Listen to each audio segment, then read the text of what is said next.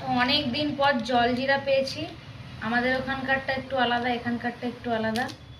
আর এটা এটা হচ্ছে, এটা নয়, জিরা কোল্ড ড্রিঙ্কস ছিল, সেটা খাওয়া হয়ে গেছে। এটার মধ্যে স্প্রাইট ভরা আছে।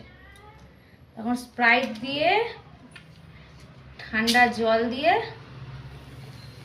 আমি কিন্তু খাবো না স্প্রাইট, স্প্রাইট দিয়ে, ঠান্ডা জল দিয়ে, জলজিরা দিয়ে কেমন টেস্টি হয় দেখা যাক।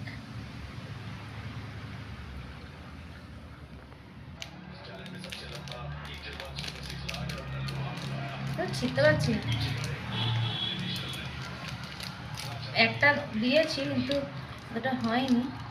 কিন্তু আমাদের ওখানকার মতো এটা টেস্ট হবে না। এটা মনে হচ্ছে ফুচকার জল গোলা।